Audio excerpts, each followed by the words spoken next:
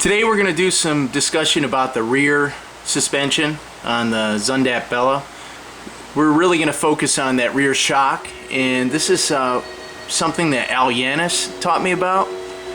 Gosh, if you ever get down to Texas, go see Yanus down in San Antonio area, just north in Bulverde, Texas. It's a real mecca for learning about Bellas. He's a wonderful guy. So there are springs, of course, back there if you've looked at the back of the bike, and we're not going to focus on those today. We're going to talk about that rear shock. When I first got my 58 Bella, which is a 154, I really liked the suspension, but if I hit some bumps, especially a few even little bumps in a row, I really start bouncing, and you know, it's kind of a nice Cadillac-y kind of feel. It felt like riding in a big boat. It's a real heavy bike, and it's a cruiser. It's really nice to ride.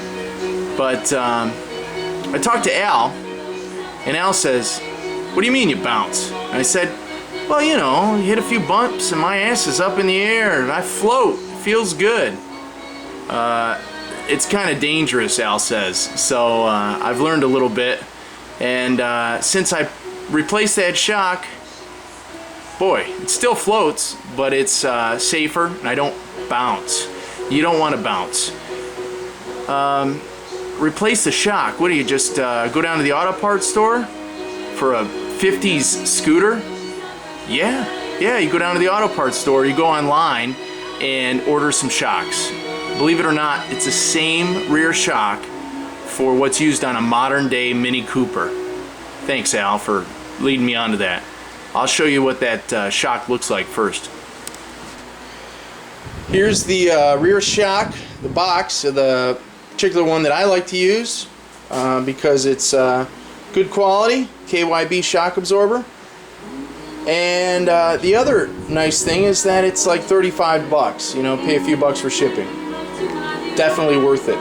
I get my shocks, rear shocks from Mini Mania. It's a standard Mini Cooper shock. Item number 442001. Well, here's what comes in the box, some papers. I haven't looked at the papers. As Al knows, I don't like to read. I just like to call him and say, "Help me." That's the shock. What you move, these internal bushings. This little bushing here, piece of metal, a metal tube, and there's a rubber liner in there. I don't think that's useful for anything. You can save it if you want to. It'll fill up your box of junk. So this shock, as you can see,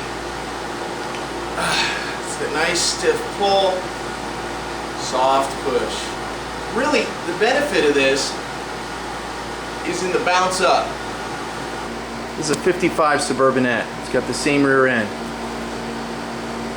These springs are really what give it resistance to compression.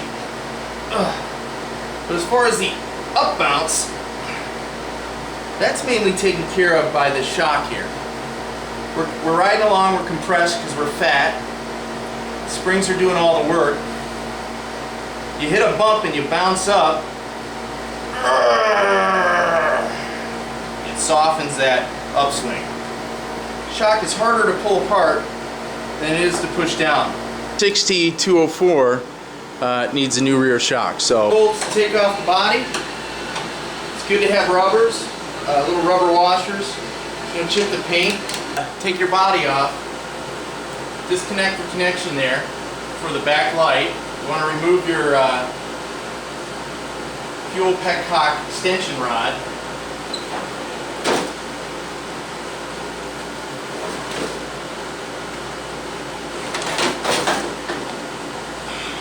Just a little piece of advice: when you're working on your bike, you kind of want to save the beer for later. Drinking beer when you're working on your bike is probably not a good idea. I usually have, like Al, 4 to 6 cold beers after working on my bike. I'm gonna have a little sip. I'm breaking the rules. This is a 14 millimeter socket. I'm gonna have to take my tank off because somebody put the bolt coming through this end. It won't push out because it's hitting the tank on that side. So when I replace it, I'm going to make sure that the bolt goes in this way, and I can just remove the nut from the back. This tank strap needs to come off. In order to move the tank,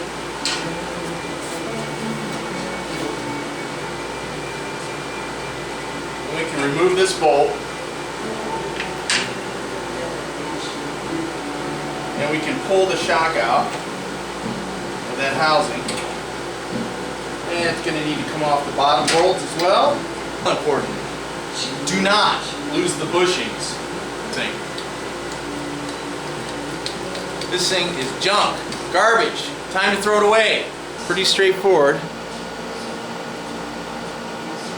The bushing on this end is on the bike, and the bottom bolt. Just going to push that sucker out. Save that puppy. It's helpful if you have nails. You might need to use a little bit of grease to oil that sucker up, maybe a little. Alright, so I put a little grease on there, a little WD-40 oil, use a little screwdriver to gently work this bushing on either end. Seal cracked, and the bushing should just pop right out. Top bushing.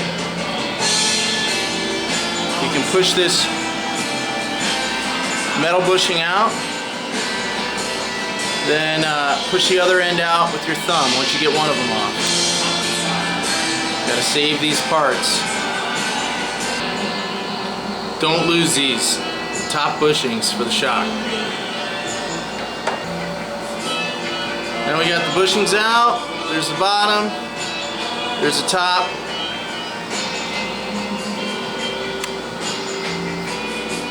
Look at this piece of junk.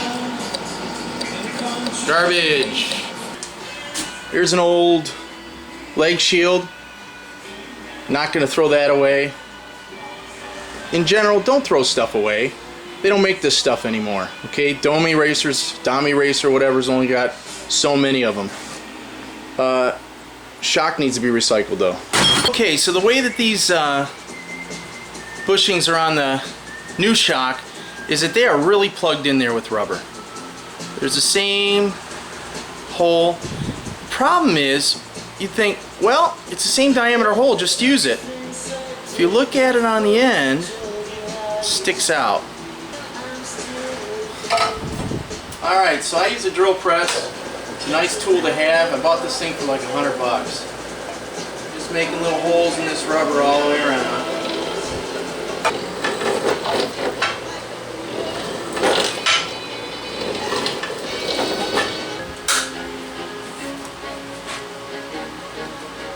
Gonna work this bushing out.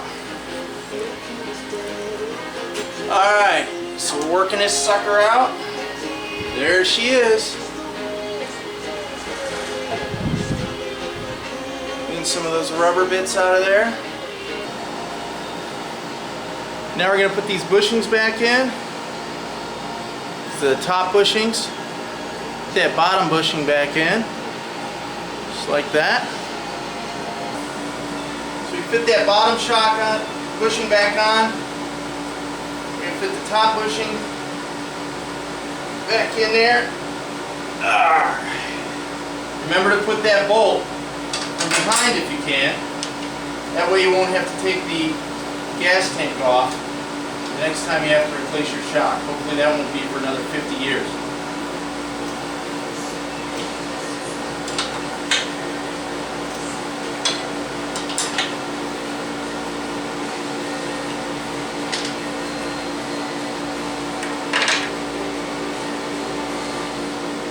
What we have now is a bike that's got wonderful shock, and very importantly, I've got it on the center stand, but it won't want to fly up in the air like it used to.